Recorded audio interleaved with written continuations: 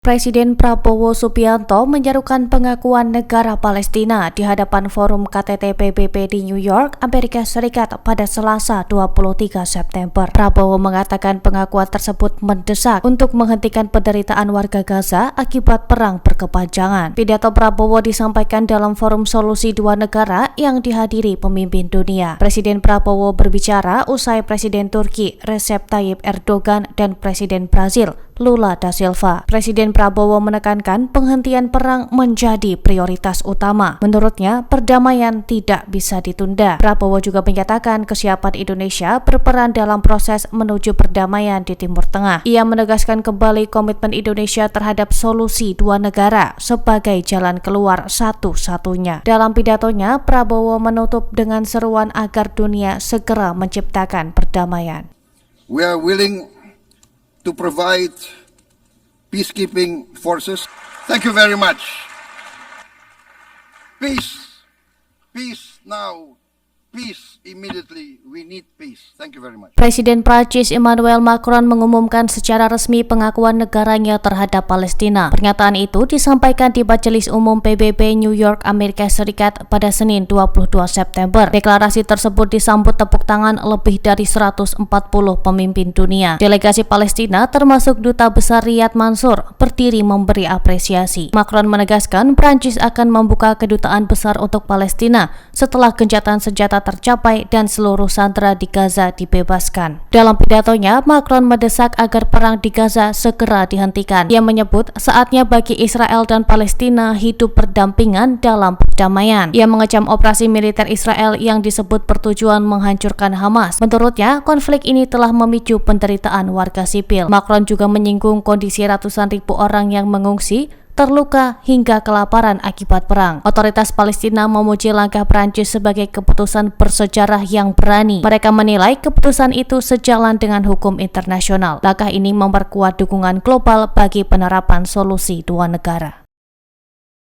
Presiden RI Prabowo Subianto menegaskan Indonesia akan mengakui Israel apabila negara tersebut terlebih dahulu mengakui Palestina. Pernyataan itu disampaikan saat berpidato di konferensi tingkat tinggi PBB New York, Amerika Serikat Selasa 23 September. Prabowo menyebut pengakuan kenegaraan Palestina menjadi kunci perdamaian. Ia menegaskan Indonesia konsisten mendukung solusi dua negara. Sidang PBB dipimpin oleh Presiden Prancis Emmanuel Macron, Menteri Luar Negeri Arab Saudi Pangeran Faisal bin Farhad Al Saud, serta Sekjen PBB Antonio Guterres. Pernyataan itu mendapatkan tepuk tangan dari para delegasi. Prabowo mengecam keras serangan terhadap warga sipil di Gaza. Ia menilai kekerasan itu sebagai tragedi kemanusiaan. Indonesia, kata Prabowo, menolak segala bentuk aksi kekerasan yang menargetkan warga tak berdosa. Menurutnya, Forum KTT PBB merupakan momentum bersejarah untuk mewujudkan perdamaian abadi di Timur Tengah. Prabowo menekankan hanya solusi dua negara yang bisa membawa Palestina dan Israel keluar dari konflik panjang. Ia berharap langkah ini menjadi pintu menuju keamanan dan stabilitas kawasan.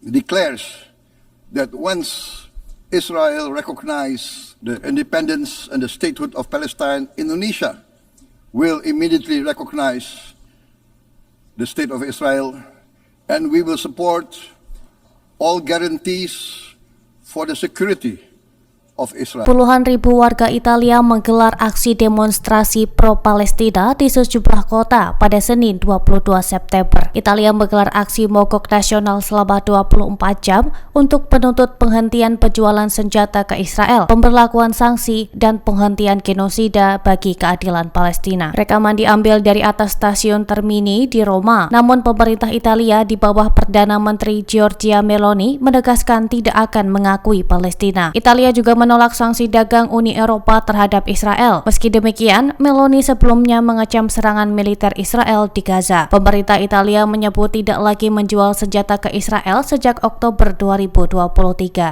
Survei lembaga Only Numbers menunjukkan 64% warga Italia menilai krisis di Gaza sangat serius. Sebanyak 41% responden mendukung pengakuan Palestina segera. Di Roma, sekitar 20.000 orang berkumpul di depan stasiun Termini. Massa yang didominasi mahasiswa itu meneriakan seruan Free Palestine. Sejumlah kelompok berbaris melewati Kolosseum membawa spanduk besar bertuliskan lawan genosida, mari kita blokir semuanya. Gerakan sipil di Eropa ini semakin vokal menyuarakan solidaritas bagi Palestina, meski pemerintahnya memiliki sikap yang berbeda.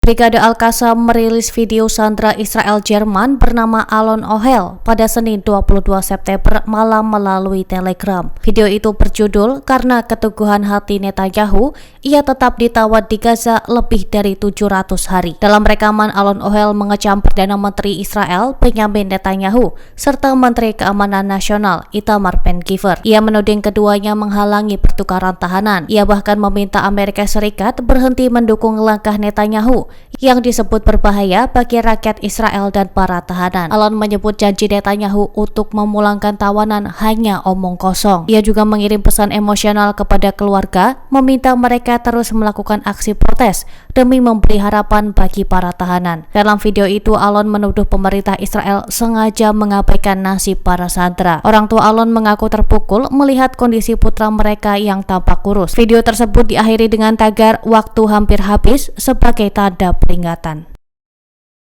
Download Tribun X sekarang, menghadirkan lokal menjadi Indonesia.